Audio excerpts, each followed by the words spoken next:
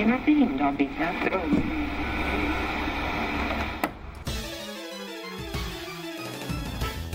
And now, coming to you live from atop the Goldenrod City radio tower, it's the one, the only, P.U.C.L TCGcast! Hello, Puckalonians, and welcome to episode 65 of the TCGcast. I am your host, Lord Yoshiro, and this is the year in review for TCG and all the things that happened this year. And with me, live here, not live, but in the same room, I got three of the co-founders of the TCGcast. Let's start with that. I wish I had introductions for all of you, but you're here, so come up with your own introductions. Well, I'm Basket, and now I'm not Basket, but some say he's made out of man. Here's Basket. There we go. There we go. Then we got some say he flew from Florida. It's Gator. Boy are my arms tired, let me tell you. There we go. And last but certainly not least, some say he is the best guy ever. Sublime Manic. Yes, I've heard that. I don't know. I have a really big ego sometimes. It could be, I don't know. Yeah, I also am in the same room as you. It's so We great. established this before. Some say you're not even looking at his good side. You know, we're recording a video, and it's not my good side. If you see the video, just know the other side's better. Yeah, we're also recording this video-wise, so this might actually come up at YouTube. That's a surprise we have for Thatch, because we didn't even talk about it. Yep. But I'm sure you'll love to have more things to add to, more content for the YouTube. So it's been a whole year. It's 2018. It's already ending, guys. And we had quite the TCG year. We've had many sets. Some of them were, to the point, fantastic. That game changers, such as Guardians Rising. Others more like evolutions. Some of them were not. No. Some of them were not so majestic. Yeah, as they claim to be. Yeah. And overall, we had a few eventful things, such as things that have happened in the community, unfortunately, and tournaments and rules changes. And we just wanted to sit down here and just talk overall and discuss the year. What's our favorite parts of it, our least favorite parts of it, and then what we expect from 2019. Oops, selfie moment here for... No, keep going. for Sublime.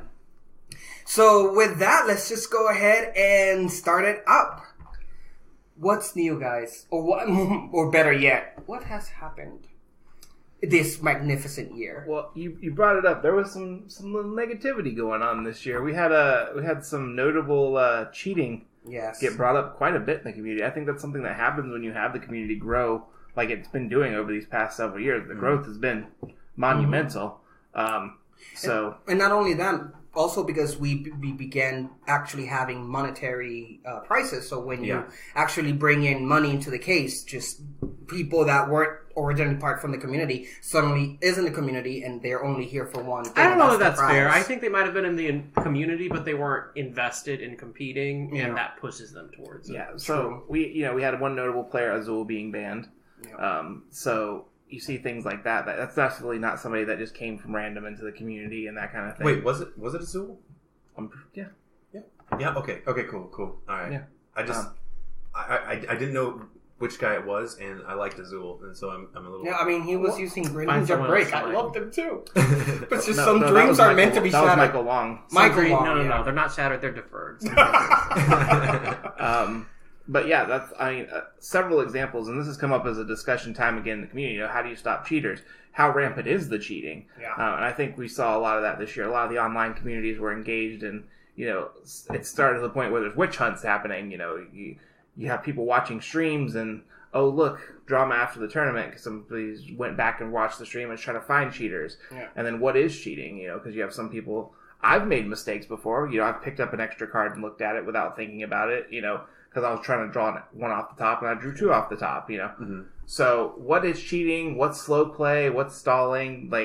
That's gray areas. It's really gray areas. And, speaking from a judge's perspective, it is something that you're making all these little judgment calls throughout the day in the course of a tournament. You have human beings involved with it. And anytime you have human beings involved, it's not necessarily going to be the most accurate, to say the least. So, I don't know. What do you guys think? Is this just like something that's always been there, we haven't noticed before, or do you think there's something? You think it is the prize money? I mean, if I had to guess off the top of my head, I would imagine it's prize money. But also, I haven't gone back and like read anything about the other ones, so it could have been prevalent at a much smaller level. Also, Pokemon in general has not gotten the same level of coverage as a lot of other big TCG games, so it's hard to tell because we haven't had a history of really recording, you know. Because otherwise that stuff would have been brought up. It would have been able to be caught. You know what I mean? So it's a relatively new TCG as far as being recorded like on the scene. Mm-hmm. So I think that has something to do with it. Yeah. No, yeah. And we basically said at the beginning too, the community is growing to a ridiculous amount. So when you have a community that's getting big, you're going to have a bunch of bad apples there. And we just have to look out for each other. Always be honest. Honestly, as a player, competitively, for those of you that actually go and play and compete, just be as honest as you can. No win is ever good enough for you to cheat. If you're a grown adult and you have to cheat at a Pokemon card game, maybe it's not for you. Well, and then like you can go back to and listen to one of our older episodes. We did an entire episode on cheating. So if you guys are curious, like what is cheating in the Pokemon TCG, since this is a retrospective, you can take a look back and look at our cheating episode in the archives. Yeah, and I don't remember the cheating episode, and I probably wasn't on it. But as far as like how I look at cheating, because like Gator said, a lot of people make mistakes, is just, do I think that person had any intent to do what they did? Because if there's no intent, 9 times out of 10, I'm like, dude, go ahead. We'll try and like fix this some way. Put the card back, shuffle your deck, do something. And yeah. So that's a sideline question because Basket brought it up. Pokemon has always lived in the shadows of Magic the Gathering, and we've seen some major shifts. The notorious MTG. Yeah. Do you guys consider now Pokemon is the prime TCG available for those playing TCG in general, or is Magic the Gathering still number one? Oh, Magic the Gathering is still definitely number one. I think there's like not even a possibility of any. Yeah, I mean it would be years and years before it ever gets to that amount of time. Maybe with Pokemon Go and all the new Pokemon hype, it might like rise somewhat close to the level. But from what I understand, I mean Magic the Gathering is ginormous, and it has been, and there's been like big prizes given out for that kind of. It's always been the most expensive one, that's for sure. Gator, you have more experience than us. Well, I think Magic's not going anywhere, but Pokemon is starting to eat their lunch a little bit. They definitely ate Yu-Gi-Oh's lunch because Yu-Gi-Oh has not been able to keep up with the way they've been treating their community, the way they reprint cards, and so people don't hold any value in their trading cards. That does make things difficult as well. So yeah. Also, the fact that you can't learn by watching the anime to play the game. Yeah, well, because that was my big thing when I was a little kid. I was just like, oh, it doesn't work that way? Well, that's dumb. I don't want to play this anymore. So, yeah. At the end of the Yuckle cast, Yu-Gi-Oh! Underground Champions League. But yeah, in conclusion for that, I definitely would say that, Pokemon's not going anywhere. The cheating's not going to go anywhere, so the only way to work with it is to be, vigilant, call a judge if you think there's issues. That's the best you can do right now. Exactly. And we already discussed how human beings can be terrible, but how can Pokemon be terrible? Because we do have one Pokemon that is causing quite the chaos in the community. It's the prime reason why some cards is being banned recently, which we'll get to, but that's Zoroark and Double Colorless Energy. How has Zoroark changed our TCG lives? Are we talking about Zoroark GX? Yes. Specifically? Okay. Well, because, the big question this year has been, is Zoroark too good? Should we ban that? Should we ban cards that enable cards like Zoroark, like Double Colorless? Like, what is the... Have they printed a busted OP card? Because Zoroark didn't even come out this year. It came out the year before last, but it didn't start seeing the real Steam engine of play until this year. Yeah. A lot of people wrote it off as initially coming back out. They weren't necessarily interested in what Zoroark could do, but that card is straight up busted and expanded, and it has been a consistent player in Standard. So, like, have you guys played Zoroark decks? Have you guys been playing against Zoroark decks? Like, what do you guys think? I only play Standard, so I can't speak to how it plays in Expanded, but I think it's a great card. It's one of my favorite decks, one of my favorite cards. I don't think it's too powerful, though, or busted, because it has a limited damage output. It's not like the bulkiest thing. It's a limited damage output, and it has a really terrible weakness. Like, it's good, it's not too good, in my opinion. Yeah. But for Standard. Yeah, for standard. I can't speak to what it does in Expanded. Also, I have not been playing Expanded as much as I would like to. I kind of had to relegate myself to one or the other because of, money reasons and then also just, like, time reasons. Yeah. So, basically, in Standard, I feel like it is... I don't know. I mean, it's close to the new Tapu Lele, sort of, is kind of the way that I feel about it, because it's in so many different decks. Yeah. There's so many good cards that come out, and they're like, oh, how does that work with Zoroark?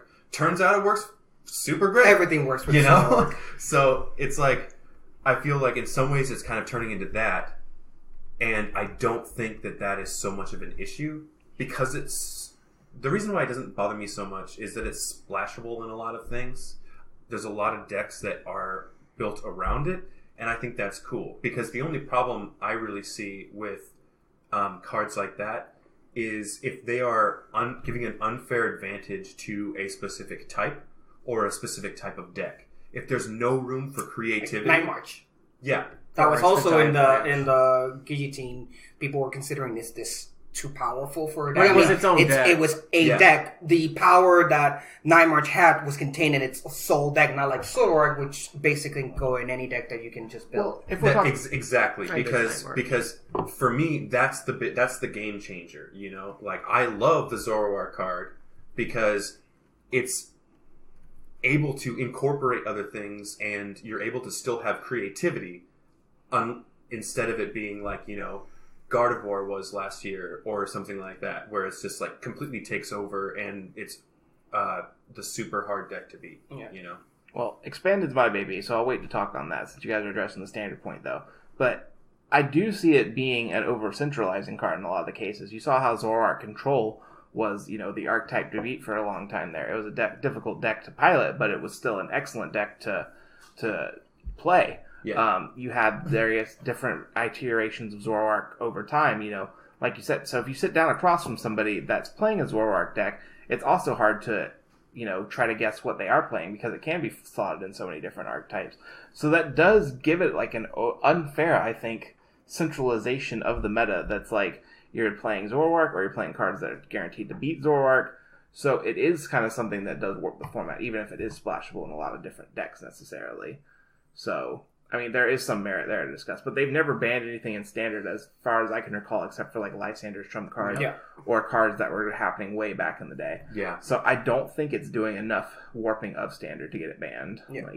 Yeah. I honestly think it would be ridiculous if it was banned. I think it's people, potentially a big amount of people that want it banned, and this is me just being whatever, but are probably people that don't like Zoroark itself, like the Pokemon, just because I can't understand, like... Or people just give power... Some people are just too much power to something that doesn't really deserve that much power, and it's like, some people are just portraying that Zoroark is overpowered, when it's really not. You just have to learn how to work with it or against it. You know what? We need a draw engine in this game. Well, we have a few, though. It is a meta-defining Pokemon card right now. The Rise of the GX was the Rise of the Zoroark. But there's no problem with a meta-defining card. There's a problem with a meta-breaking card. Yeah. So that's the real question, whether or not it's breaking or not. You was going to say something, Gator. So then there's Expanded, which you guys know, Expanded's my baby. I love Expanded. You're the expert. Zoroark got 2 cards banned this year. Arguably, those cards were usable in other things, but for this year, for the first time, we had 4 cards banned in one shot. We had Puzzles of Time, we had Hex Maniac, we had Ghetsis, and we had Wally. All of those cards got banned. and at least 2 of those cards were because of Zoroark. Yeah. Zoroark abusing Puzzle of Time and Zoroark abusing hexes, because you could hex chain with Zoroark, where you are doing all of your trades, you are doing everything you want, but you can just chain hexes with it, because you're able to like draw the cards you need with Zoroark. You shut your opponent out of whatever he's doing, whatever they're doing on the next turn ability-wise, and you just get to go off. Not to mention, you have cards like Skyfield, which do increase the damage to one-shot outputs with Zoroark. So Zoroark's not one-shotting anything in Standard, but in Expanded, having, what is it? You expand your bench to 7 or 8? 8. Yeah. So that's 9 total. So 9 times, what is that? 180. 180? With a choice band, 210? Yeah. 210, yeah. And then... For a double call DC. And then, here's the other thing, too. Oh, please, like you weren't doing that with Night March. And then it brings up other questions, too. So... if they're banning cards that over-centralize things in Expanded, like Puzzles of Time, their justification for banning Puzzle of Time is because there's a lot of strong decks that use Extremely versatile card. it. So, Zorogarb used it, Night March used it, Zoroark used it, but, so that begs in the question, is kind of what we brought up at the beginning, does that mean the card that enables all those decks needs to get banned, which is Double Colorless Energy? Mm-hmm. Because is Double Colorless Energy like the main, and that's kind of what I want to branch off of, like if we're talking about it, like we agree Zoroark's not really busted in Standard, might be busted in Expanded, but is really the enabler in Expanded the Double Colorless Energy?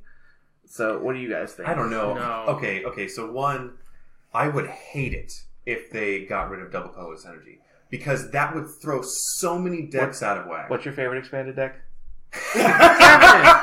Travis. It honestly has nothing to do with that. It honestly has nothing to do with I feel like it's Vespiquen. No, I mean... okay. I mean, like, you kind of caught me there.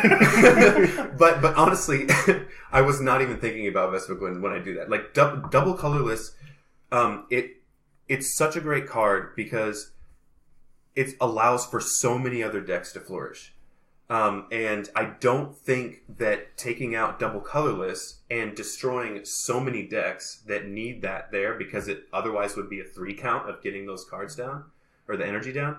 I really don't think that people are going to like that at all, because it's going to completely like destroy the meta. But it does enable greedy deck building though, because in a usual deck you've got 6 to 7 energy. Sometimes even more, 7 to 15. And if you can get away with cutting to 4 energy, how much, you're allowing a deck that has a lot more text in it. You're allowing a deck that has a lot more ability to answer stuff in the meta. Yeah, but can you imagine, sorry, just real quick, can you imagine Expanded with, like, an expanded Darkrai deck, like, against the rest of the meta that's not able to use double colorless? Well, I mean, there's other things that shut off Darkrai. Anything that shuts off abilities is going to hurt Darkrai. Anything that can, maybe the solution should be getting rid of the Skyfield, because that one's another one that enables Darkrai. Yeah. Well, my situation with getting rid of the DCE is you're getting rid of something that it's been in the game since it was forever, since for 20 years, and many of the cards that exist since then are created thinking with that in mind about DCE being in the meta. So that's why we have cards like the recent Steelix that's just 1 steel, 2 colorless, because they know double colorless is an issue. Double colorless in itself is very much a delicate tool to use, because we do have enhanced hammers. We do have things to get rid of it as well. Right, and considering that you can only use 4, and that basically you're losing. If they get rid of your 4 double color DCEs, you're out. They're getting rid of 8 energies that your deck has. They have special charge, and they got rid of puzzles, which was a big abuser of that. Yeah. I'm just going to play devil's advocate here, though. Just because a card's been around since the beginning doesn't make it balanced or good. Well, I think the thing is, it makes it that if now we're questioning the ability of DCE having a balanced format, then there's something wrong with the format right now that is making it that way. Because if this wasn't an issue 15 years ago, why is it an issue right now? Yeah. And that's the situation. So if it's been around for 20 years, and suddenly in the past 2 years we're now considering that DCE might be overpowered, no, something happened in the meta in the last 2 years that made DCE overpowered, but it's not DCE. Yeah, and plus I feel like the reason why people want to play Expanded, who are just playing for fun, right? The reason why they want to do that is because they want to use the decks that they used last year, because they still have like a little bit of kinship to that or whatever, and then maybe they keep going past that into Expanded like years after because they just enjoy the format. Yeah. So I think if you take out double colorless, people who play expanded because they love expanded because they have decks that they love in there, they're going to be upset. A giant majority of them. However, Zoroark is relatively new to the scene as an expanded card, so people are going to have a much easier time with throwing Zoroark out. Yeah. Personally, I don't know. I have heard horror stories, but I don't know how horrible it is in expanded with Zoroark right now. So maybe I'm just not like super getting it, but it just seems to me like Zoroark, you toss that out, that's the problem because double colorless wasn't the problem before. Well, I was going to say the last 2 tournaments have been won by Zoroark, if I recall correctly, but I think they were Toad Zoroark decks, so they were more focused on Seismitoad than the Zoroark. Oh my kind god, of thing. Seismitoad and I remember when Because that's another card that's powered by a DCE. Yeah, so yeah, one DCE and you go off with Seismitoad. So that's... And I think Seismitoad is an excellent reflection of something that's with Zoroark right now, because that happened in 2015 with Seismitoad GX, EX, where people thought that the issue was Seismitoad. Yeah. Where people were constantly, Seismitoad is too overpowered, it plays 80 hypnotoxic lasers in one game through, because it just kept refreshing. That's where it came to the Lysander's Trump card being banned, because it was just an enabler of that. So maybe there is an issue that needs to be addressed, but not necessarily has to be Zoroark or DCEs, and we have to sit back and see what needs to happen. But to move on, other big shakeups has happened in the year. One of them most recently with the latest set that's been out, and that is Lost Thunder. Lost Thunder is known not only for being the biggest set release since God knows when. I think it's the biggest ever. It's biggest ever. And not only is it huge, it's full of excellent cards. Many of them, that set itself had brought out 3 different decks, I believe, from it. What are your feelings to Lost Thunder, and do you think that Lost Thunder is the basis in which the format of 2019 will be based off? Sublime, you've been quiet. Yeah, I love Lost Thunder. I think Alolan Ninetales Fairy GX is a fantastic card. I don't know why more people didn't rate it super effective, aside from myself. But that's just such a good splashable card in so many decks. It just gives a lot of tools to a lot of things, and I feel like that's the direction some of the next sets are going as well, is providing support for lots of things. So I'm very excited for the 2019 year based on the tools certain types that aren't functioning at full capacity will be receiving, and I think Lost Thunder was the impetus for that.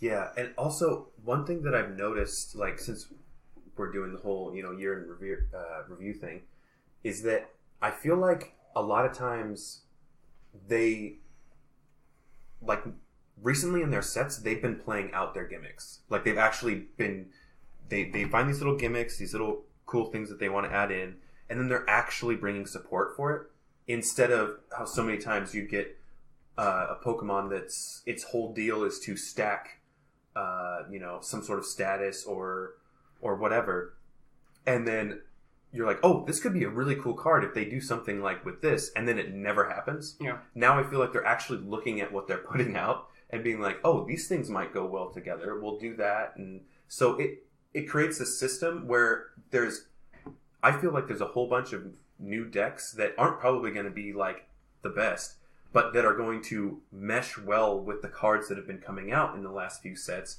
And so it's going to be a lot of fun to build those decks and just play them for fun. So I'm super happy with where 2019 seems it's going to go.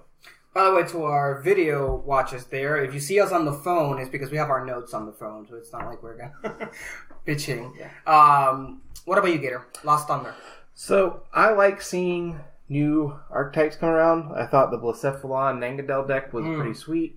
I'm particularly fond of the Grand Bull deck. The Grand Bull deck that came That's out. so much fun to play. That's such a Jashiro deck. It is a Jashiro deck. White Kyurem deck that came out from it. And then you also, like Sublime said, you have the Alolan Ninetales, which is shaking up archetypes and everything.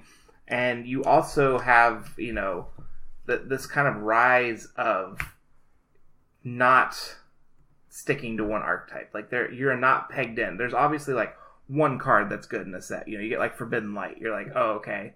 So this is what we're going to do. We're going to play Ultra Necrozma. Yeah. Or if you get, Celestial Storm, okay, this is what we're doing. We're going to play Rayquaza. Whereas this set, it's not just, okay, here's the one card archetype you're getting. There has been at least 3 that I can think of coming out of it, if not more, you know. And it's changed things up, too. So you've got, like, Hoopa stall decks before. Now you add a Shuckle. Mm-hmm. So you got a different kind of stall deck. So I really like that fact for Lost Thunder. I like that this is, like, basically the Guardians Rising of this year. Yeah. But I wish they didn't just try to pack it all into one set. I kind of wish that they would, you know, instead of having one major archetype come out of a set or 5 out of one set, how about 2 or 3 out of each set?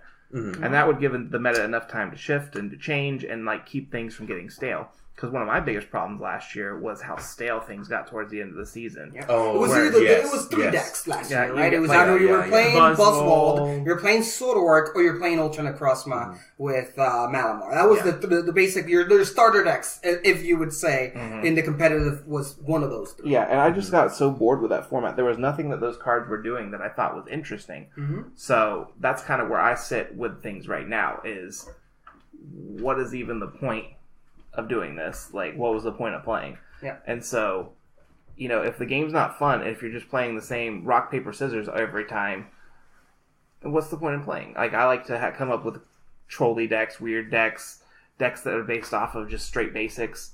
And sometimes they do, when they try to get creative, like putting a baby Buzzwole out that turns an entire deck into 1 prize attackers that are knocking out 2 prize attackers. Yeah. It does get a little silly, but I think they're in a good place right now. They are, and I was streaming last night, and I was testing out the Grand Bull deck and playing it. And it was very interesting to see that the majority of plays that I had in PTCGO were all non-GX decks. Mm-hmm. Right? You've seen a great increase of Grand Ball decks, of Executor. And Executor decks. You've seen a big rise in those non-essential GX decks. And we have, thanks, Shrine of Punishment for that, where it really does punish you real hard if you're playing GX card and your opponent is not. And I've really seen a well-balanced where you see decks that are not built upon GXs shine more than they ever done since Night March, honestly, was the last non-GX deck. And even that had a couple of GX... Vespiquen was the last. Vespiquen, Flareon as and well. lasted longer, too. No, Night March is still a decent pick to bring to it. Although Vespiquen, Flareon, I think, placed second in at least one regional this year. I'm not sure if it was the last regional or was it Portland, maybe? I can't remember. Vespiquen, Flareon? Yeah, Vespiquen, Flareon did take second place. Yeah, they did. But speaking of... they did. Speaking of Guardians Rising, though, we did see a complete drop-off of it as a currency in PTCGO.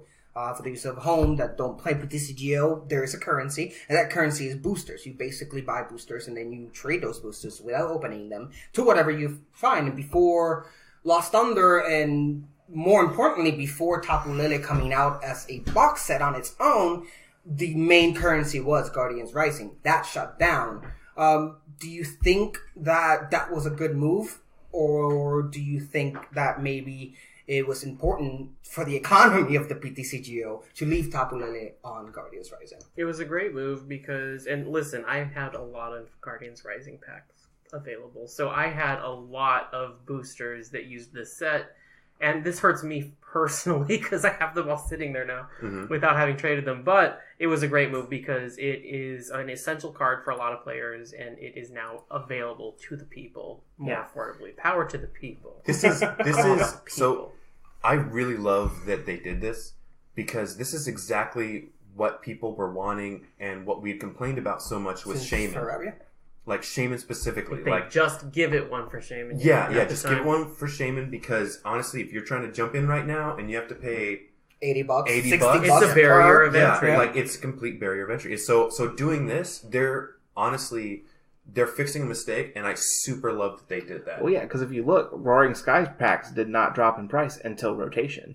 Yeah. Roaring Skies were the currency before Guardians Rising came out.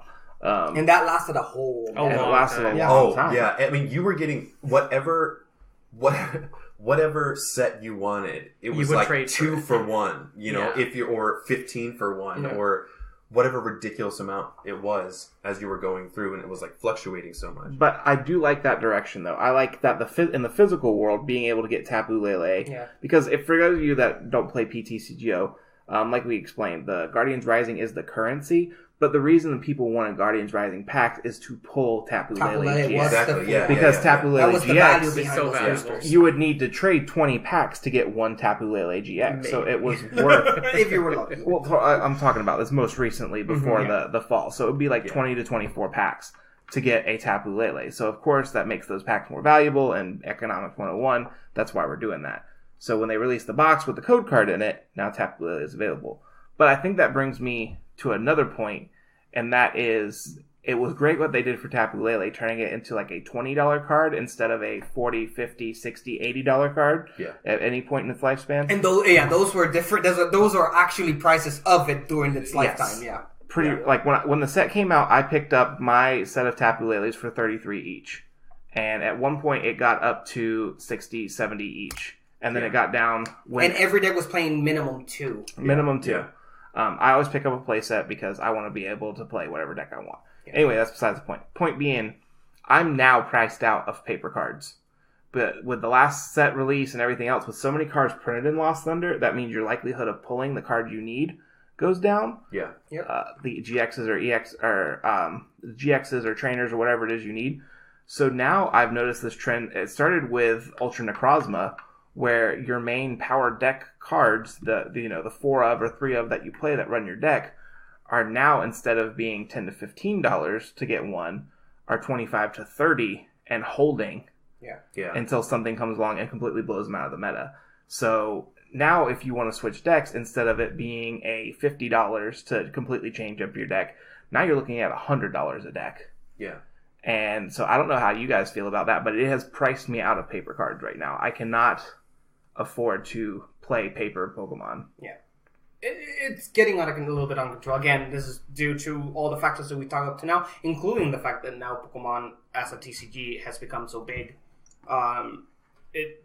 Go really did an impact to PTCGO, and it really brought a lot of people in because this sudden spike became right after 2016. So since 2016 all the way up to now, we've seen an increase in the trading card game, and that obviously has an effect on the pricing of cards. And I was just checking that yesterday. I was building a Steelix deck on the stream live, and we found out that 4 Steelix cost 8 Lost Thunders boosters, and I refuse to pay that much for Steelix for just 4 cards, 4 rare cards that are not even that expensive. Yeah. So it has brought one card down under control, but it really has gone overboard on the overall pricing. It might be that's just because, as Gator said, that's because the set was too big. Yeah. I don't think we'd have that problem if the set was the size of a typical But like set. I said, Celestial Storm, though, when that came out, Rayquaza was $25 or $30. Rayquaza was also like the deck. But that's what I'm saying, though. Even it used to be when it was the deck, it wouldn't be $25, though. It would be $15. Yeah. And like sometimes getting up to $20. But like the card prices would eventually come down. Even if they did shoot up that high, they would slowly like come back down. Now it seems like they're just holding. Like I'm gonna look up right now. Let's look at Blacephalon. Well, Blacephalon is ridiculous right now. Yeah. But just like a straight up Blacephalon GX, if you wanted to go purchase one right now at the time of recording, and today is the 29th, and the cheapest you can get one is $18. Yeah. Just straight up. And that's not even... And that deck plays 4 of them. And that deck plays 4 of them, and it is not even necessarily like the top deck. It's the deck to beat, but it's not even the strongest deck. So if you want more than one deck, you're shipping out that kind of money for it. So to me, okay, yes, that is expensive. But it's not that much more expensive than some of the other decks. I mean, I bought my Glissopods for... I believe it was like when they were getting all this like hype. Mm-hmm. I bought them for, I think it was 10 or no, it's like 15, like per card. So that was a lot of money to get my set of 4. Mm-hmm. So I'm not. Well, I'll give you like a Alola 9 splashable, but like Alola Ninetales is splashable too, and that one's $23. Yeah. Blacephalon, you're kind of more fire focused on Blacephalon. Yeah. Because you're doing the whole thing where you're putting Fire energy into the Lost Zone. I almost said Exile. You can see how much Magic I've been playing lately. But yeah, so that's like its own archetype, and that being expensive. So, like I said, I'm worried about it because at the end of the day, this is a game for younger people a lot of the time too. It's not just people like us who have working and have a little bit of disposable income. Yeah. You know what I mean? I want it to be accessible for kids to play too. And if it's only kids that can afford $20 cards and 4 of them, that's a problem. That's always been a problem. And that's also been crossover with the fact that now the points needed to participate and get to Worlds has also increased, adding to the amount of money needed to if you want to actually take the Pokemon trading card game as a serious hobby where you compete. You basically need to have either very stable and wealthy parents to do that, or you yourself must be a working middle class person to afford it. Because it's flights all over the world. Flights, the people hotels, that are chasing the points. I don't think you can miss very many regionals. Mm-hmm. You have to participate in a lot of them. And there's some bias towards the East Coast on that because there's more East Coast regionals than there are West Coast regionals. So you end up with a bias of even though there's better players West Coast. Yes, I totally get you. I don't know if West Coast West Coast. West Coast, best coast. I would not argue that for TCG purposes. But still, there is that disparity too on top of that. So if the game is getting too pricey for people, because if a parent has to bring their kids in, you're looking at travel for 2. You're looking at a hotel to stay in. You're looking at food for those days. If you make final cut, that's... Money doesn't stop there. Money doesn't stop there. You do get money and you get rewarded for it, but, and then fees for tournaments are going up $50. I remember a couple of years ago, I would pay $30 and you'd still get a mat and everything else. Even before that, there was a point in time where Pokemon tournaments were free. Yeah. Free entry. I remember. Free for kids, at least, coming up. And now they're getting $50, and then what's to stop it next year saying $60? And speaking of next year, that's part of the problem that's carrying over, and I want to discuss you guys. Many changes are going to affect our 2019. Many good ones, as we've discussed so far, many cards that are going to be the main focus for 2019, and all the possible additions and syncing to those cards. But we also have the Denver is now a TCG-only regional. Why? Is TCG killing VGC? It's not killing VGC, it's just so much bigger. VGC is still going to do its thing. Well, it's killing it in the sense that Denver is only going to be participating in TCG. They're not even going to play with the idea of having TCG. But that's because the TCG's that big. I think if we had a bigger VGC scene, it will, it's supply and demand. And, I love the VGC. I'm a big fan of the VGC. I just think it's a matter of there is such an enormous pool of TCG players, they need events catered to them. And I think we're going to see more of that in next season as well, not just this season. I wouldn't be surprised if we have 2 TCG regionals if the attendance keeps going and holding strong. Because, you're getting 800 to 1,000 people in a room. That's insane. It is. Yeah. But here's the question, though. That's all fine and dandy right now, but 2019 will bring us something else, and that is Pokemon 2019, the next in the main series, not the Let's Go version, where you're going to have a big, maybe explosion of the video game once more because you have your first Switch, right?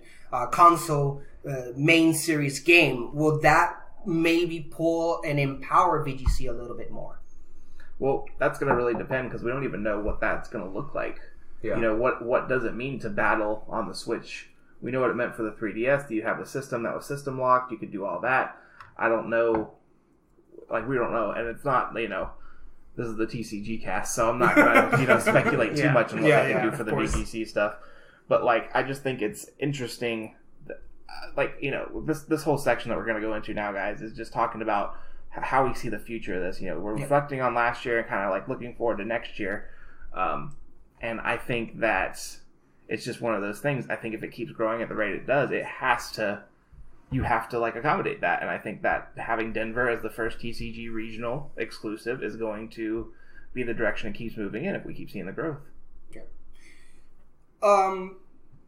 Other things are coming next year. One of them that was revealed, and that was the Dene GX.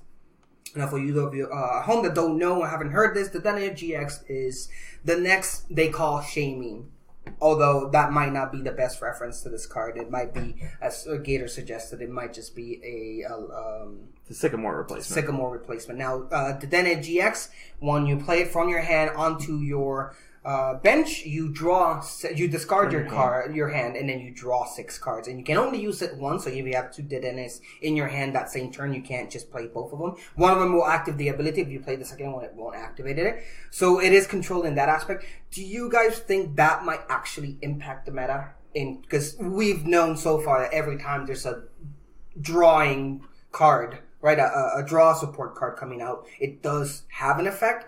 But we are in a meta where we already have a lot of draw support. We got Sodor, we got Swampert, we got Macargo, we got so many ways to draw. Is the Dene GX going to be the next big thing that people say it might be? Is it Fairy or Lightning? It's Lightning. Lightning? I think that... So I haven't actually looked. It's only got 160 hit points, so it's a GX with 160. Yeah. So it is worth 2 prizes still. Yeah. I think that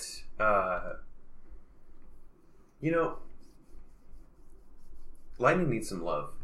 Lightning got a lot of love in this set. It has, and that's super cool. But it needed love before, and so I don't know. Is this splashable and everything? Yeah, because it's just you're just using it for support. You're just using it for the ability. For the ability. But it takes up less deck space. It is essentially a supporter on a Pokemon, and anytime you have a supporter on a Pokemon, it is strong. Yeah. You know, when you have the ability to Lycan Rock and get to use the Lysander effect, you know, anytime you Tapu Lele and just get to search for a support, it's basically a, play Tapu Lele, it acts as a supporter. Yeah. Because you get to pull whatever supporter you want out of your deck. That's a really strong archetype. We were just talking about trading with Zoroark. Discard, pitch 1, draw 2. That's excellent. That'd be a supporter type card.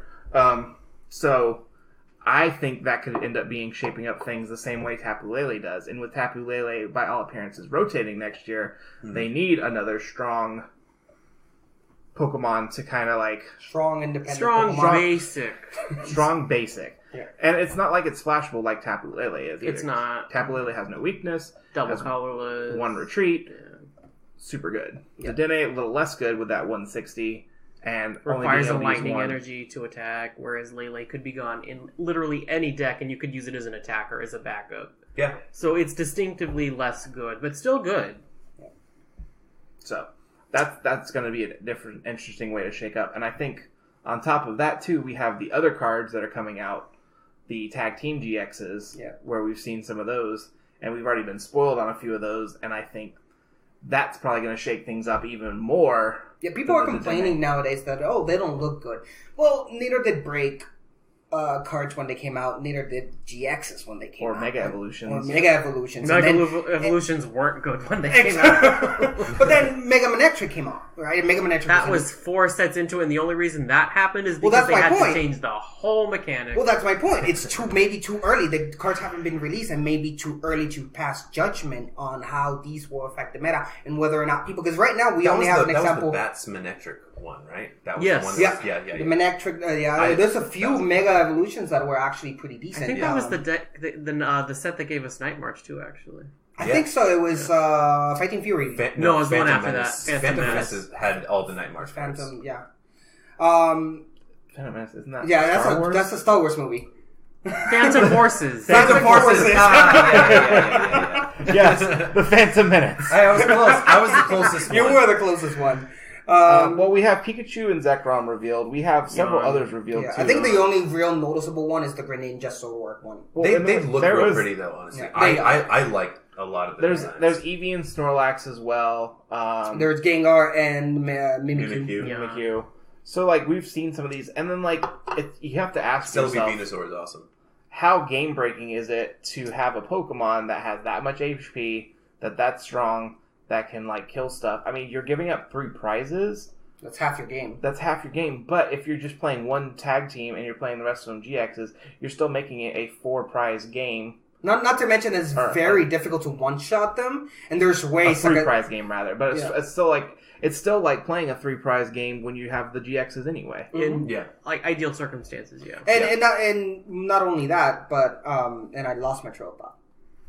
Well, I'm kind of annoyed with them just because, like, the whole thing with GXs is they had stage 1 and stage 2s, and so it was slowing the game down, and people were very happy about the game is becoming slower, this is good, evolutions are becoming more viable again. And if we're throwing back these tag teams that are basics, that's doing the opposite. It's literally the biggest of basics. Yeah. We're back to the biggest of basics. It's like EXs But again, all over again. maybe with Shrine of Punishment, maybe with the price exchange that is all the one price super good attackers that we have right now, would that would that balance things out? And my point was that they are huge, and people are like, well, the 3 prices might balance it out, but it might not as well. I mean, you can. It's really rare for you to one-hit KO those tag teams based on what we've seen, unless you're aiming for their weakness. Yeah. They carry, how much is it? Minimum 250, but I saw one for 300, I think. That was That was Snorlax one, Yeah, the right? Snorlax. Wasn't there? No, there was a Magikarp and Whale Lord too, isn't there? Yeah, that was the 300 one. Snorlax was Dude, 280. that was trash. The art on that one The was other fun. was fantastic. Yeah. And then, because you can make the argument that those are going to be slow too with the amount of Energies needed. needed. We have energy acceleration. We have a lot more especially energy. water. We have way more energy acceleration than evolution acceleration. Yeah.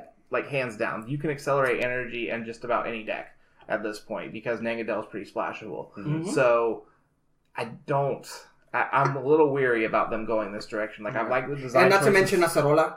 If you see that it's going to get knocked out, you can bring that baby Yeah. up all your hand with everything that is attached, and you did nothing. I love Max that card potions. so much. I love that card so much. Acerola is pretty powerful. Not But thrilled about. speaking of the future, though, PTCGO, what's going on? We've really had the TCG has been in constant movement, right? We've had amazing sets. The game has only gotten more interesting, better, more expensive, and more people are playing it. But there's one thing that's remained stale throughout the last 2 or 3 years, and that's PTCGO, the online game. For those of you that don't know, there is a free game that you can play online, free in quotes, like Sublime is saying right now, that you can play TCG with other people, and that's the main engine that fuels the TCG. We haven't had an update. We haven't had an announcement if that's coming to Switch, although we've had heard rumors that there is something TCG planned for the Switch, but not necessarily PTCGO.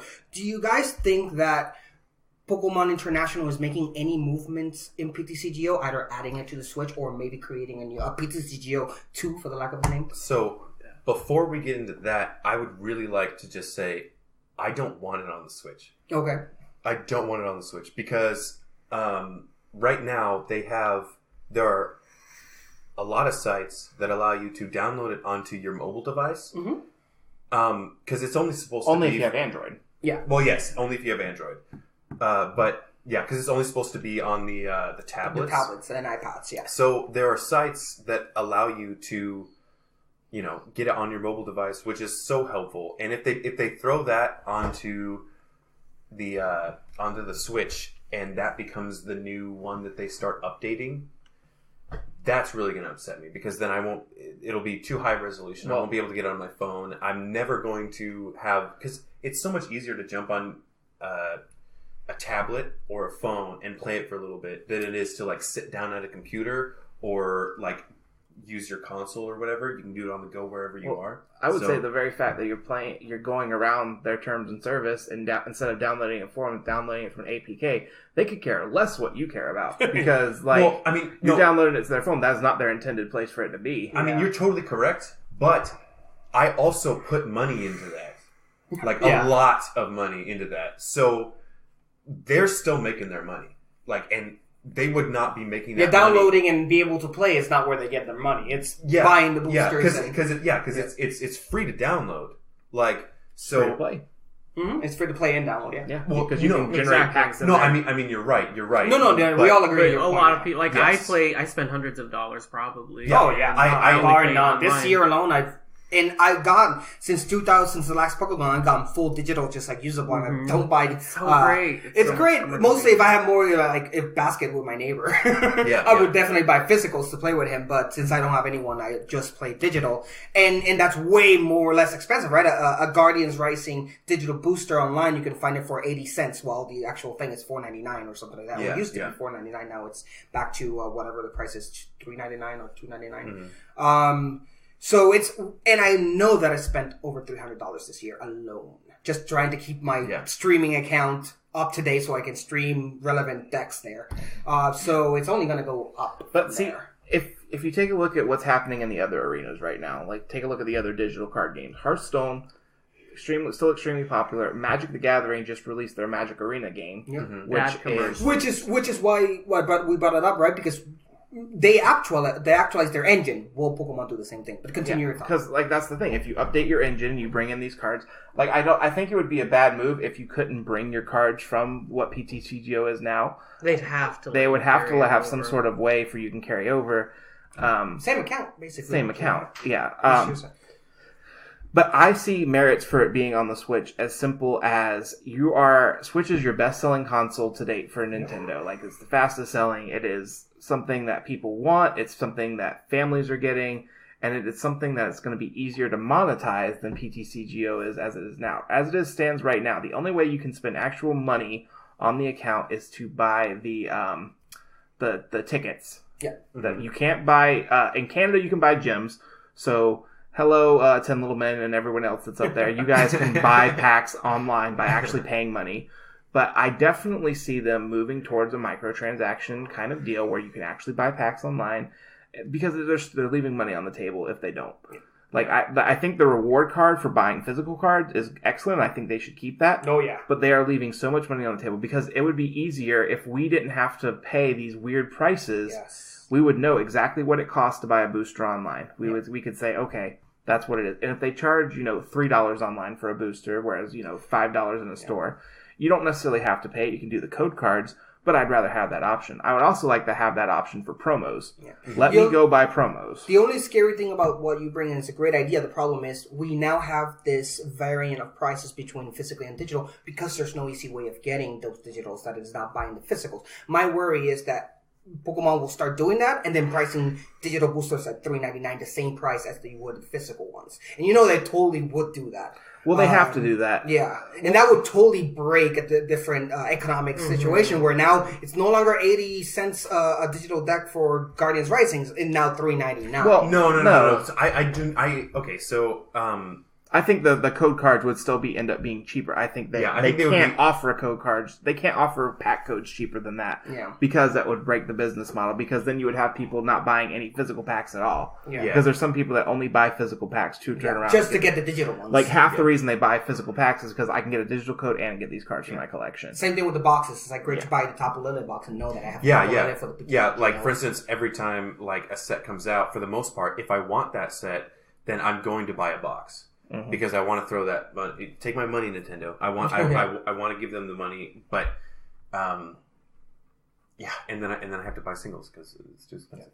Yeah. So lots of things are coming next year, but we're gonna stop this conversation right now. We're gonna make a quick pause for commercials, and once we come back, we want to discuss the year in review. In which, what are the best cards this year? What are the best sets? We're all going to tackle that next. So stay tuned, guys. We'll be right back. Hey Puckalonians, it's Sublime Manic. Can't get enough of your favorite flip-flopping podcast? Then check out our social media. You can find links to our Facebook, Twitter, Reddit, and YouTube all from our website, pucklepodcast.com. And you can join our Discord to hang out with your favorite hosts and other Puckalonians. Also, check us out at twitch.tv/thepucklepodcast. And if you have an Amazon Prime account, consider subscribing to our Twitch channel. You can also check us out at YouTube at YouTube/PucklePodcast. And we also have a Patreon if you're able to give anything at patreon.com/PucklePodcast. And we are back. And this is the part 2 of the year in review for the TCGcast. I'm here with Basket, Gator, and Sublime discussing all the awesome things that happened this year. And now we come to the fun part. We discussed all the serious stuff and all the meta-changing stuff in the last part. Now we're going to discuss what's our favorite everything. Pokemon card, trainer card, set, although set is pretty much discussed. And, of course, favorite deck. So let's go ahead and start that. Let's start with Pokemon. Basket, what's your favorite Pokemon of the year? For this year, that would be Malamar. I love that deck, and I love Shenanigans, and that is my Shenanigan deck. Malamar was really impactful. Once it came out, people were like, oh my god, this is going to catapult Psychic. to a whole new level, being able to retrieve energies from your discard pile, powering up your bench or your active once it's on its bench. And it really brought out a few decks out of it. There's a lot of decks that have we have Malamar. Ultra Necrozma, Malamar. We had normal Necrozma and Malamar. We had some variations of Mewtwo GX with Malamar. So it was an interesting card. What do you guys think about Malamar? I love any card that accelerates energy. Yes. That's always awesome. That's why I like Vicavolts. Being able to snatch energy out of the deck. But I think I like snatching energy out of the discard a little bit better. Yeah. Simply because there's a lot more cards that play around discarding energy. It's easier to recycle It's if easier your to decks are in recycle. the discard. So- Yeah, your energies are in the discard. So, you get a little bit slower start than decks that can pull from, or the decks that can pull from the deck, but I really like Malamar for that. No, not to mention that Vigavolt itself is stage 2, so the setup to get there is equivalent to the setup being waiting for those energies to fall into the discard pile. With now Shuckles actually helps that. What about you, Sublime? Zoroark. Oh, Zoroark is your new. Zoroark is GX, your definitely. GX. Every time I make a deck, I'm like, well, I could make something without Zoroark. But But I'd rather why? include Zoroark. There's no cons towards No, it. you know what? The thing is, I was really upset when we lost Professor Sycamore. I was very upset. That was meta shattering. Yes, I was like, what is this life that I'm living? Before Sycamore, What we is had it? Juniper. Had been in that game. Yeah, it's been in the game meta for so more than long, 5 years, I think it is. I mean, then you had Professor Oak in the very first set. Well, right? yeah, like, it's- when I think of what the TCG includes, it includes that effect. Yeah, that mechanic, exactly. Exactly. And so when I lost that, I'm like, I need cards. I need all the cards. I need to the draw meta really slowed because down I'm the once kind of Sycamore was person out. I like to play very aggressively, very quickly, and I like to discard my hand to get 7 new ones. I want all of the options, and so it had a discard to draw a lot. You can have multiple of them, right? Yep. So if you have 3 on your side, you're getting 6 cards a turn, and you're discarding 3, and that's very reminiscent of how Sycamore worked. I made a lot of decks with Zoroark. Nice. Gator. My Pokemon of the year has to be the MVP of the year, and that is Buzzwole. The direct counter to... So It's funny how this Maybe- goes, because Malamar, Zoroark, Buzzwole decks were kind of like the big 3 at the beginning of the year. Yeah. But Buzzwole being both the GX and the baby, because the baby just came out of nowhere, it seems like. Yeah. With the first person that was brave enough to, cut a Buzzwole and add 2 babies, and then cut another Buzzwole GX and add a 3rd baby. And then eventually, Buzzwole GX is relegated as the backup attacker, and you're attacking with this the regular primary baby one, yeah. baby Exactly, Buzzwole, and it's a one-prize attacker that can get really strong and really do a lot of work with beast energy and everything else. So And it's not that uncontrollable to determine how many prizes you have left. Just kill off a GX, right? Here's a Tapu Lele. Have Yes. it. It's all yours. Just because once I have 4 prizes, I'm going to start hitting back hard. Yeah, so that deck caused a lot of headaches, a lot of hassle. I really liked playing it. I thought it was a fun, I tend to be more in the realm of decks that I like that are more control-y, basically. I like being able to manipulate what my opponents are doing. I like kind of having answers to things. That deck is the opposite of what I play because you're just so aggressive. Yep. But it was still fun to play. It's for all me. about the offensive. Even if it wasn't like my typical style, it was still fun to play. Yeah. Mine has to be, and mine's kind of cheating because it's such a recent card, but I really have sat down with you guys and thought, what's my favorite card? And I really don't have one for the complete year. I have one for the last set, which is Tossed Thunder, and that is Grand Ball. Grand Ball brings to the table everything that I like about a deck. It's a deck that is not just about setting up and attacking, it's about having a mini puzzle to deal with as you play. The fact that you have to make sure you have 0 cards on your hand to attack is fun but challenging. But when you do it, it's such a satisfying result. And Grand Ball brings that. Of course, that's it does 30 damage with 1 fairy energy. But if you manage to have no cards on your hand, it does 160 with a choice span. That's 192 in the GX. It can knock out a GX with absolutely anything other than a fairy energy and a choice span. So it's fantastic. And it's a type of cards that I like to play that is opposite to Gator, where it's like such an offensive card. It's more technical. It's a little bit more... you need to think a little bit more about it. Not necessarily the best, but it's a lot of fun, and that's what I always look for on a deck.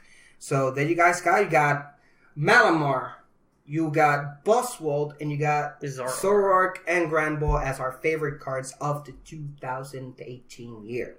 We're going to move on to the next one, and that is trainers. And we also have varying different ones. So let's start with you, Gator, this time.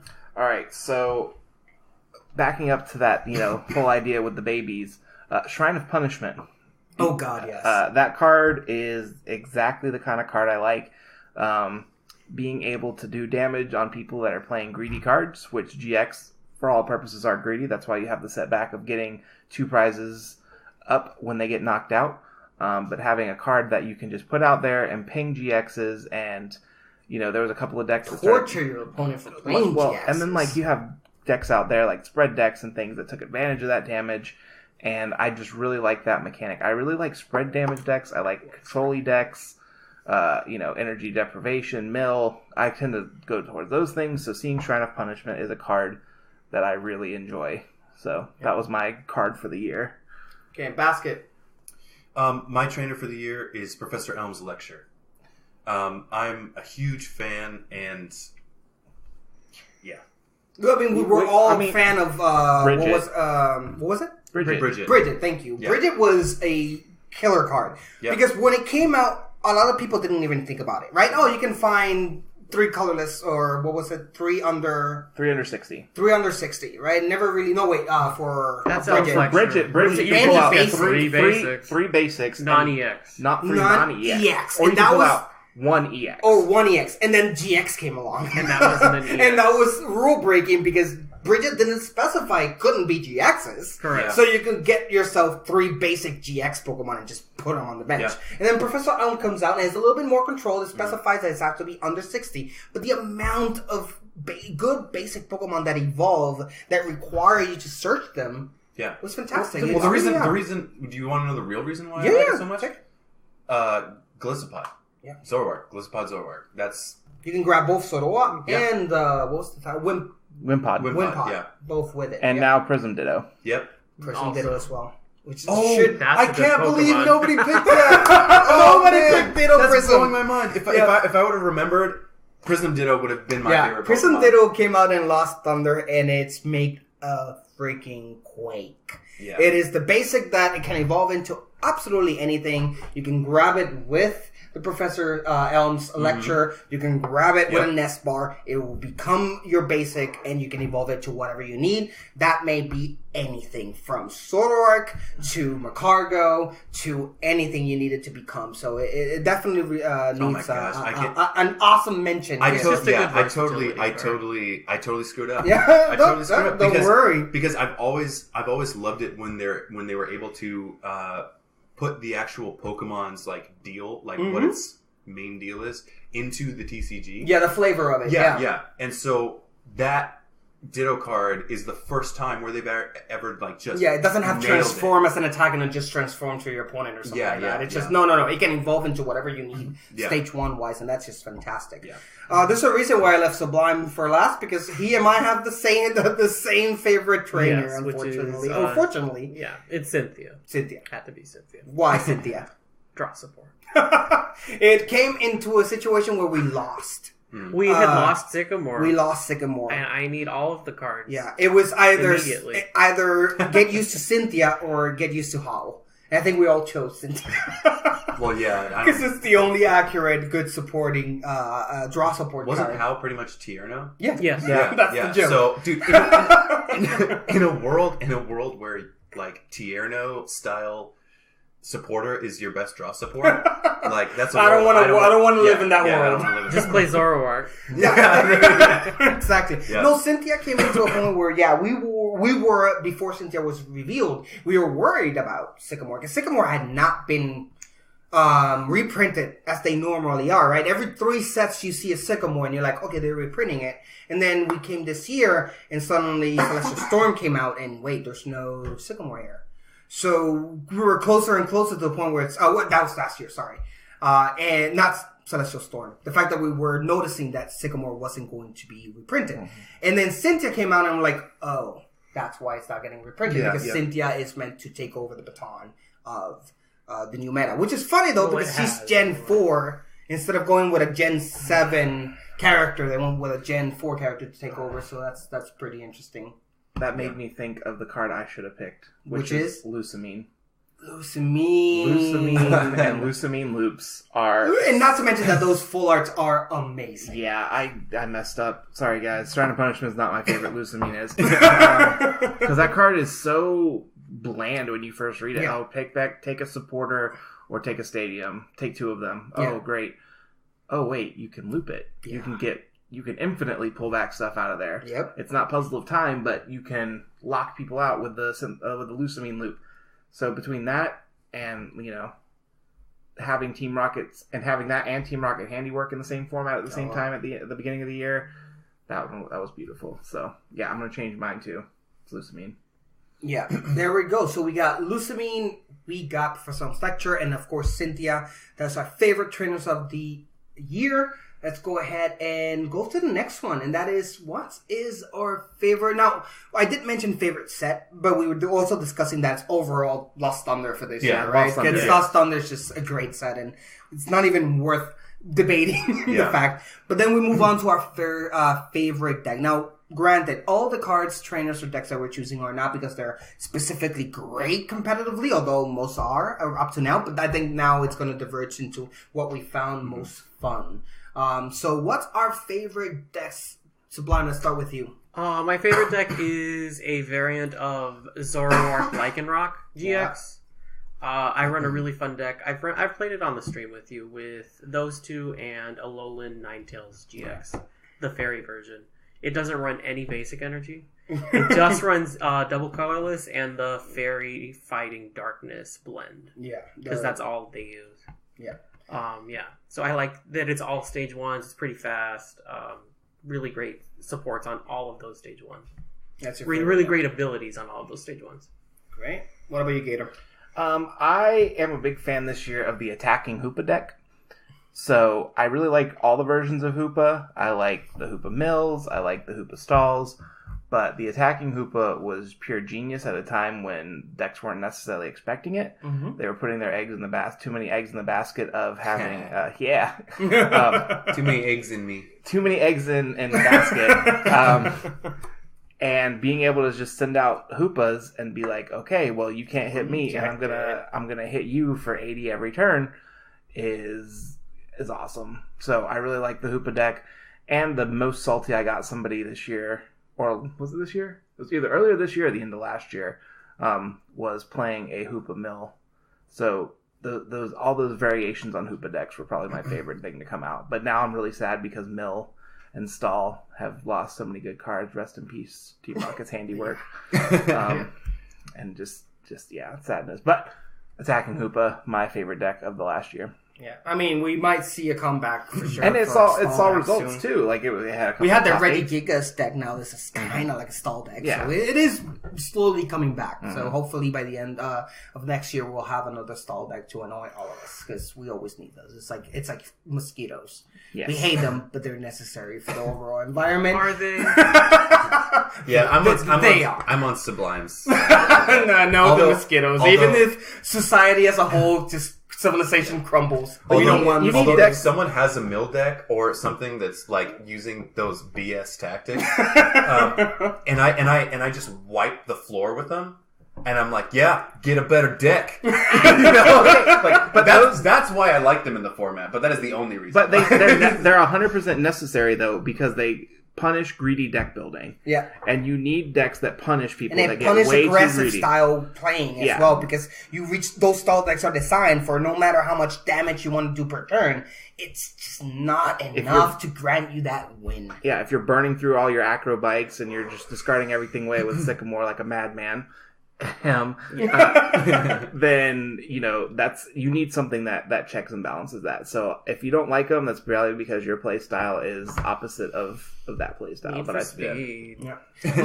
My favorite deck of the year, it comes more towards Rampardo's Fossil deck. So I was really thinking hard about this. You made the there's wrong there's a lot of great decks I could have chosen, but the most fun. And that's why I monitor. The most fun I had all year. Not counting, I could have chosen Grand Ball as well because I had a blast playing Grand Ball. But I really had more time having a blast with Rampados as a fossil deck. It was the first time a fossil deck, I think, was ever relevant. Not winning tournaments, don't get me wrong. It's irrelevant. People were actually playing it because it was a meme deck, what they call a meme deck. It's a That's deck not that... relevant. Based on Sublime, that's not relevant. But it is pretty fun to be able to play a deck where it was Talonflame bringing everything you need. You got those fossils on your bench, you evolve them, and you're just punishing those that play GX Pokemon, where you're just having your single Pokemon doing just a whole ton. I mean, it was 3 energies, and you knock out anything that wasn't that was a basic. And at that point, we had Tapu Leles that you could feed off. You had all of Lapras's GXs that you could feed off. So it was a lot of fun to play that deck, and I really, 2019 will give me fond memories of the very, very, very small moment where that deck was relevant, and that is Rampado. So I really enjoyed that quite a bit. Well, hopefully that deck learned that it should have stayed in the dirt. No, I'm just kidding. Some things are better left buried. Just turn into Pet Cemetery. So, but that brought the meme of friends don't let friends play fossils. Professionally. And do that on the side. That's fine. Whatever you do on your personal life, that's fine with me. Just don't bring it into the competitive scene. Yeah. So that's our favorite decks, I think. Did I mention you, Basket? We did go through yours, right? Or no? Mine was Gliscopod Zoroark. Oh, yes, please go ahead. Which we just touched on briefly. But yeah, screw you for thinking that Gliscopod Zoroark was not prevalent this year. I did not say that. It was. So we were having the discussion before we started recording that we're making sure we had all our favorites, and he mentioned Gliscopod. I'm like, but Gliscopod is 2017, so it's like saying, what's your favorite 2018 movie? Oh, it's Star Wars from 1978. It's like, it's not a 2018 movie. So well, it's a 2018 deck. They was played 2018, you're true. But continue on. Well, I mean, I just love it. There's literally no. I mean, I haven't hidden it. Like everybody on the podcast knows, my decks that I've been playing like almost from the beginning consistency. is when I first started Night March, then Vespiquen.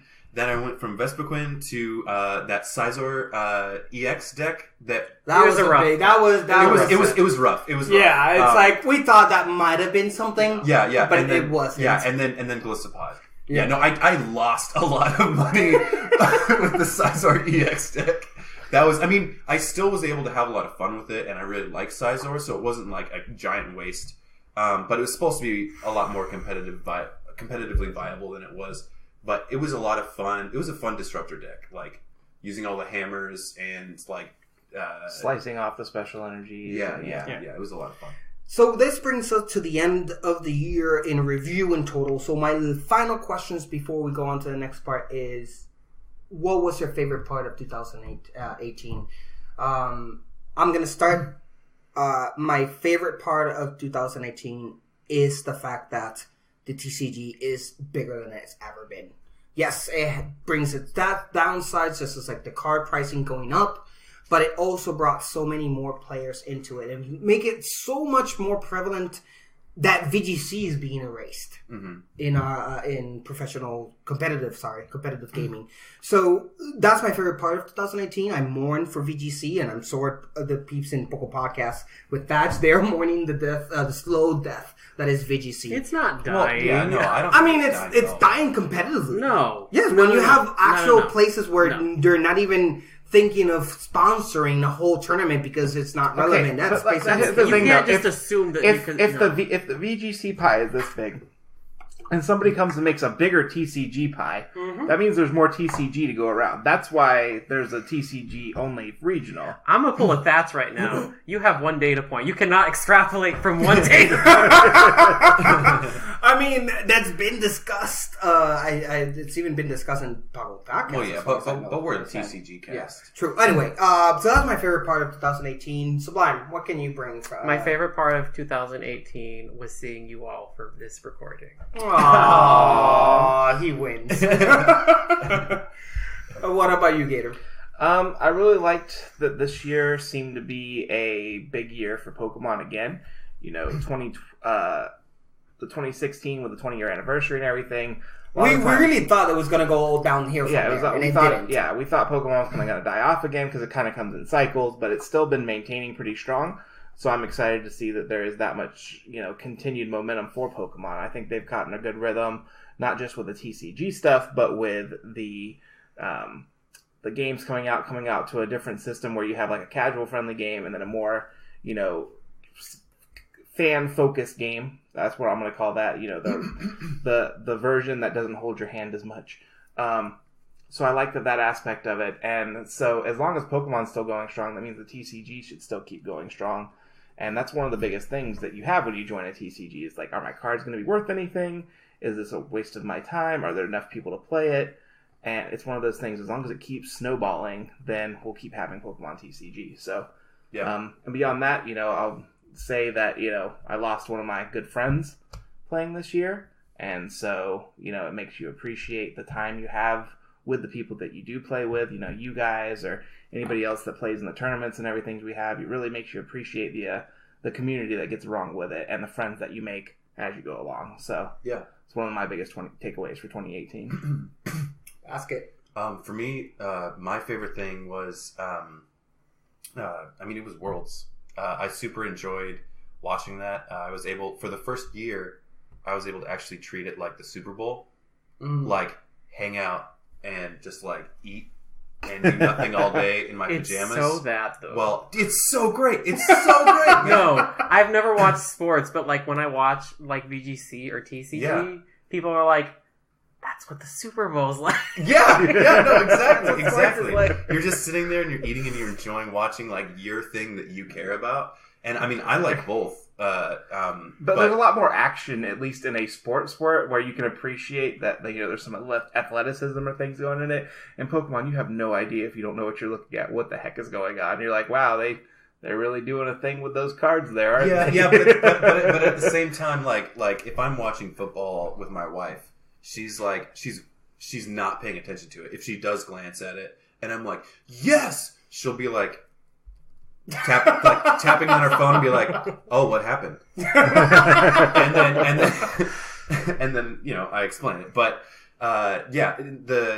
so yes, there's that whole aspect. Like they can be like, oh wow, he jumped really high to catch that ball or whatever. Yeah. But at the same time, like it's so much fun, and I would highly recommend, because for the last day, Jashiro and I did this, I would highly recommend treating it like a Super Bowl with your close friends, if you can, and they're near you.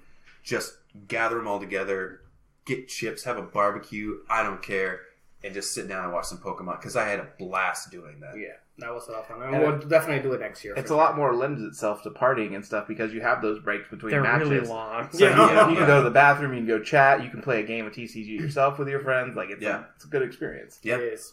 And that basically brings 2018 to an end. And lots of changes, right, has happened. Lots of good things, lots of bad things. Changes happened to this TCGcast as well. We're going back to that monthly schedule instead of 2 times a month, which is going to give us the opportunity to be a little bit more, what's the word for curated? Yeah, better definitely situated. Because even though there's enough news that goes out more than the video game section, it is better to just wait to accumulate all the information, just talk.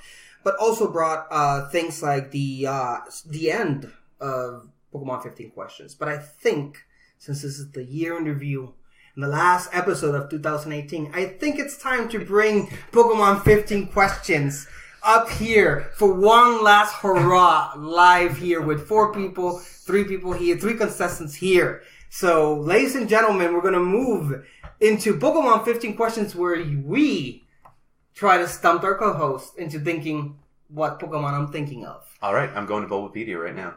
I will show the only people. person allowed to have their phone on is Sublime because he makes notes. I've always taken the notes. And I don't have a computer in front of me, so I keep track of the Sublime will information. take notes. I already have a Pokemon. I've chosen You can one. see my notes as we go. So, guys, Pokemon 50 questions. As you guys, for the last time, it's going to be sad. Last time I'm going to be saying this.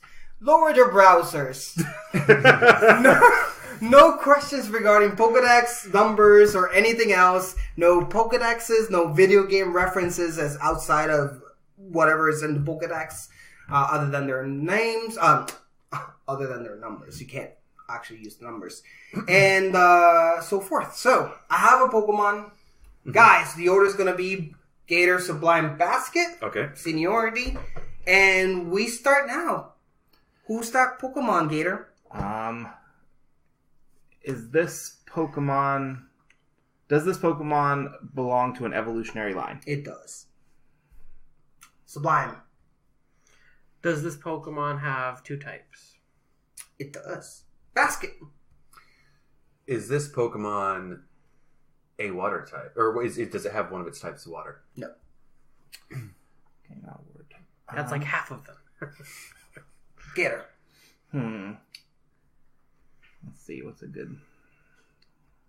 Can this Pokemon be found in the Alola region? No. Okay. So it's not one of the 100 new ones. Well, there's old ones found in the Alola region. Yeah. Too. Why?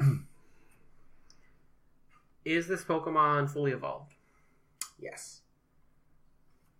Basket. Does this Pokemon have a weakness to fire? No. Gator. Okay.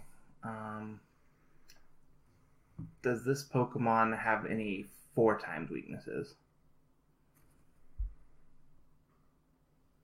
No. Sublime. Okay. Does this Pokemon have an immunity based on its type? No. Basket.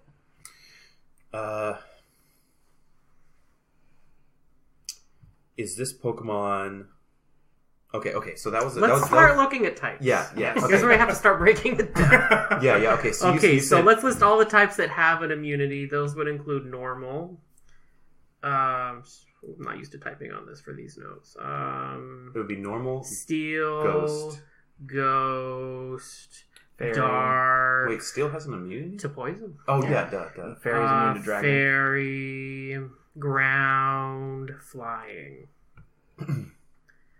Okay, so that And leaves- we also eliminated water. and no water. Yeah, water, and then also it's not weak to fire. Correct, but it is a dual type, so my only concern with that is it might have 1 weakness and 1 resistance, which neutralizes it. Yeah. You have to be careful about those, or they will get But it doesn't you. have any 4 times, so it's No not quad any- weaknesses. No quad weaknesses. Okay, so we've listed off 1, 2, 3, 4, 5, 6, 7, 8 types. There are 10 left, so those would be grass, fire. Well, it can't be grass. It could well, if no, it you're was right, you're paired right, with right. something like rock. Grass rock. Rock. Yeah, it could be Laleep. But was Watch it be a fossil. He would. Wait, it is the final evolution, right? Oh, is that one of the questions we asked? It is Yes, the it final is the final evolution. evolution. Grass, fire, rock. If you had said it was dragon. part flying, I was going to be like, Archeops. No, we already eliminated that. Fortunately, electric. It could be an electric type. It could be a fighting type, or a psychic type. All right. 1, 2, 3, Does- 4, 5, Does 6, the, 7. wait, I'm missing whose 3. turn is it? Still yours. Okay. Is this Pokemon... What are the... Let me see. What are the Okay, types here's what again? we got with the types it can be or it can't be. Cannot... Or it can be. It could be grass, fire, rock, dragon, electric, fighting, psychic, and I'm forgetting a couple. Bug. Okay. Bug. It Is could be this, bug. Ice. Ice. Is this Pokemon... Is one of its stab moves super effective to dark? Does it have a type that is super effective against dark, is what he's Yeah. asking. Yes. Okay, so that means it's either fighting or it can't be fairy. Well, it could. No, it can't. It can't be Yeah. fairy. So it's either fighting, not fairy. What's the other dark weakness? Bug. Bug. Fighting or bug. All right. Get her. That's Is- a good. Is that this was good. Pokemon's evolution? Is this Pokemon's starter evolution in the line? So, for example, the Charmander to the Charizard line. Is it a starter Pokemon? Okay, now starter line. So There are a fighting lot or of bug? firefighting. That's question number 10. We're going to question number 11, Sublime. Is this Pokemon a fighting type? It is. So what? Alright. Three-stage evolution Is fighting this- types. Well, that it could be a aren't- one-stager as well. Oh yeah, it could be a one-stager. Yeah, you guys haven't. Let me ask that. Does this Pokemon evolve once or twice? Well, You you, can't- you have get to to pick ask one. it in the Yeah, yes you or can't no. ask Oh, that. sorry. We already established this is the last line. We just You're don't right. know You're which right. one. You're right. Is this a stage 1 Pokemon? No. So it's a stage 2. Okay. Stage 2 fighting Gator? type. We need to start breaking them down, I think, because we only have like 3-ish questions left, and we have a lot to work with. You got It 4 can- questions left. Yeah. So it's not Machamp because it's a dual type. Correct. So It it's can- a dual type. It can't be Blaziken or Infernape or the pig one. Pig. No. What is it? It's Imbor. Wow. So that The worst of eliminates Gen 3 5. of the fighting types. Correct. Okay, so let's look at stage 2 fighting dual type that don't have an immunity. You have Poliwrath comes to mind. Yes. But it can't be. Yes, it can. Why am I helping you guys? Because it's water. Because of the water. Oh, you're right. It couldn't be water. Yeah. Water is one of Why the am I types. helping you I was like, guys? water doesn't have an immunity. Because when you're with us, you help know, us. you help us. Okay, back to the drawing board. What else? So it's not in Alola, so don't think about It's any a new stage ones. 2, so there's not that many stage 2 fighting types. I No. don't think Yeah. in no, total. There's not. So let's. Let's think of what those are. So it's Yeah. not Infernape. So Machamp from Gen 1. But it's a dual type, so it can't be Yeah, Machamp. it can't, yeah. But I was just trying to Yeah. think of which. Can't be. Well, Lucaria is not even a stage 2, No. Because it's a baby. and it has an immunity.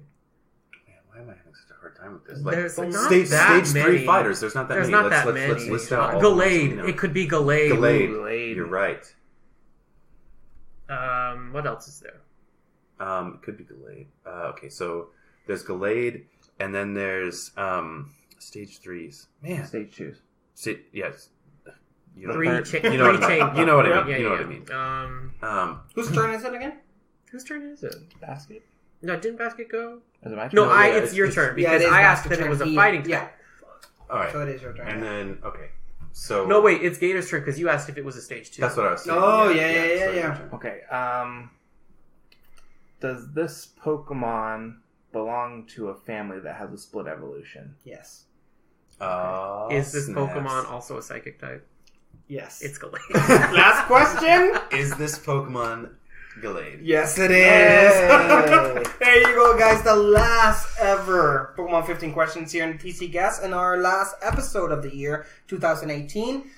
It's been a fun year. I think it's been a really good year for the TCG. We got that definitely to thank.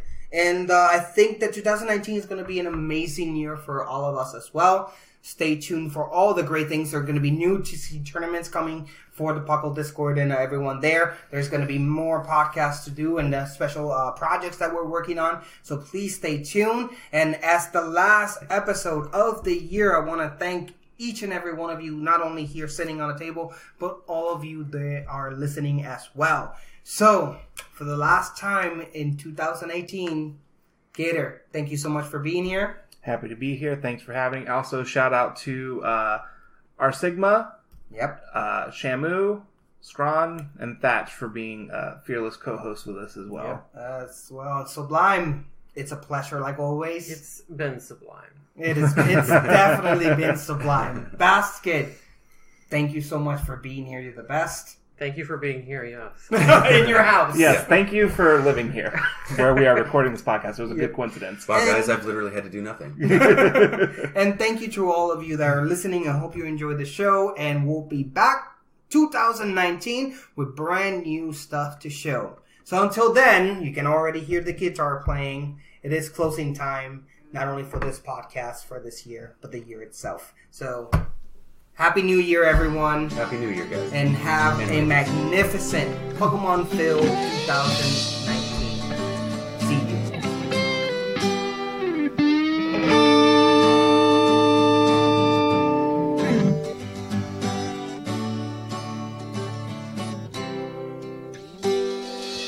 It's closing time in Lavender Town. Time to say our goodbyes. It's closing time. Farewell, my friends. I'll catch you on the flip side.